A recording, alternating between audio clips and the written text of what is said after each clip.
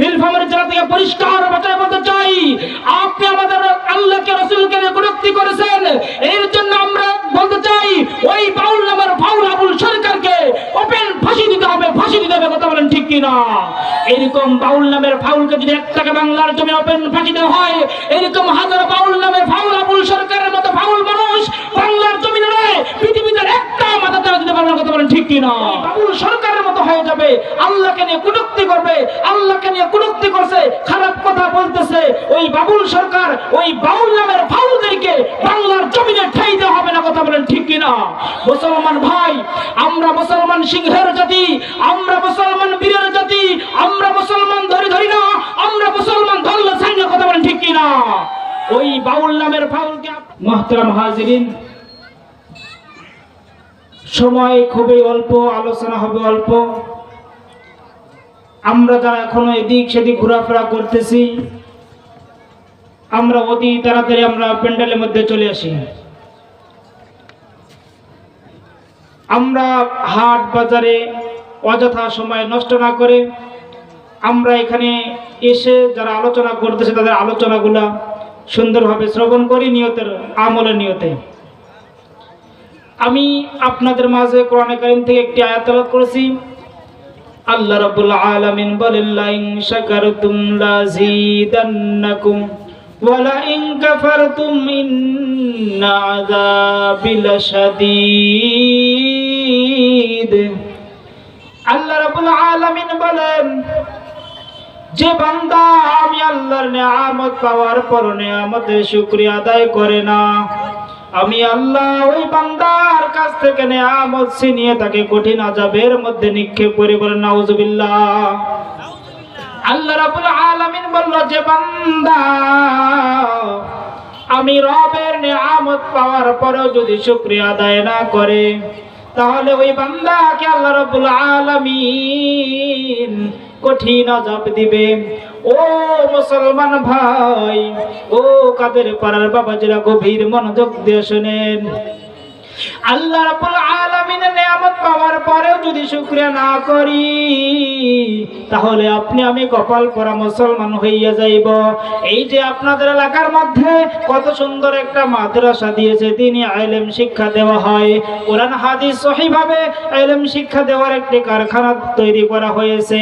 ও মুসলমান ভাই, ওই মাদ্রাসার মধ্যে যাইয়া দেখেন, মাদ্রাসার মধ্যে ছোট্ট বাচ্চারা কত সুন্দর ভাবে কোরআন তেলাওয়াত করে। আপনাদের শুকরিয়া আছে কিনা? এই জন্য শুকরিয়া আদায় করতে হবে কিনা? আপনাদের কাদের পাড়া একটি গর্ব, এখানে সকাল বিকাল সন্ধ্যা সব সময় কোরআন তেলাওয়াত করে ছোট্ট ছোট্ট কোরআনের পাখিরা।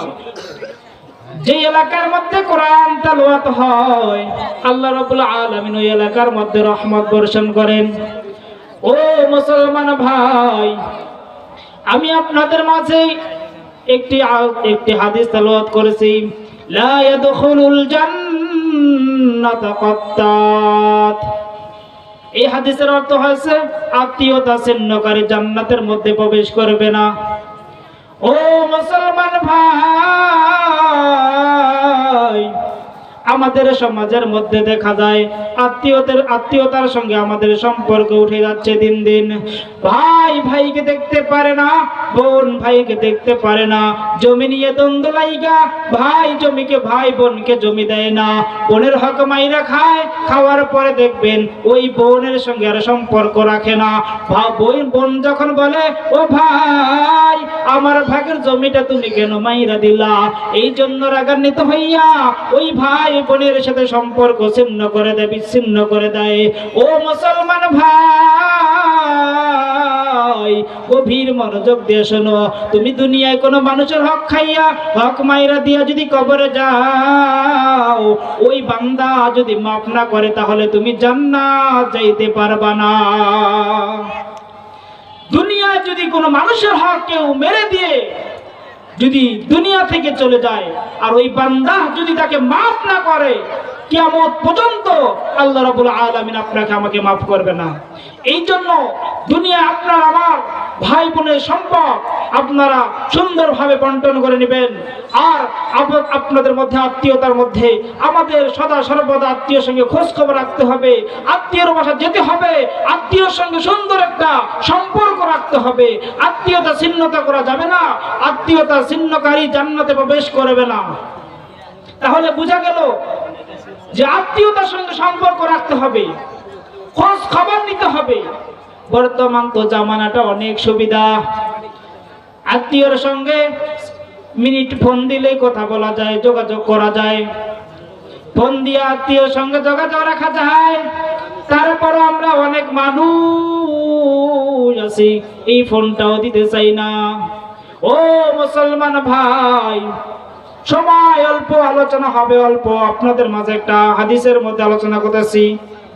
হাদিসটা হচ্ছে খায়রুকুম মান তাআল্লামাল কুরআন ওয়া আল্লামা। তোমাদের মধ্যে সর্বোত্তম ওই ব্যক্তি যে ব্যক্তি কোরআন মাজিদ শিক্ষা দেয় এবং শিক্ষা করে এবং অপরকে শিক্ষা দেয়। তোমাদের মধ্যে সর্বোত্তম ওই ব্যক্তি যে ব্যক্তি কোরআন মাজিদ শিক্ষা করে এবং অপরকে শিক্ষা দেয়। এখন তাকাইয়া দেখেন আপনাদের কাদের পড়া মাদ্রাসার মধ্যে ছাত্র হুজুররা ছাত্রদেরকে শিক্ষা দেয় আর ছাত্ররা সেখান থেকে শিক্ষা গ্রহণ করে।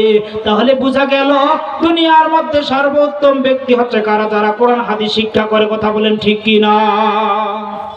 দুনিয়ায় আপনি আমি সব ইলম শিক্ষা করলাম, ডাক্তার হইলাম, কলেজ পড়লাম, ইউনিভার্সিটি চান্স পাইলাম, কোনো লাভ না যদি আপনার আমার মধ্যে কোরআন হাদিসের আলিম না থাকে, কোরআন হাদিসের জ্ঞান যদি না থাকে। তাহলে দেখবে মুহাজিরিন সময় অল্প থাকে, সময় অল্প। এই জন্য আমার আলোচনা পরিপূর্ণ বলতে পারলাম না, কারণ অল্প সময় তো আলোচনা করা গুছিয়ে বলা সম্ভব না। আর আমাদের পিছনে অনেক বক্তারা রয়েছে, এই জন্য আমার সংক্ষিপ্ত আলোচনা আপনাদের কাছে দোয়া চেয়ে এখানে শেষ করতেছি। ওয়া আখিরু দাওয়ানা আলহামদুলিল্লাহি রাব্বিল আলামিন। আসসালামু আলাইকুম ওয়া রাহমাতুল্লাহি ওয়া বারাকাতুহু।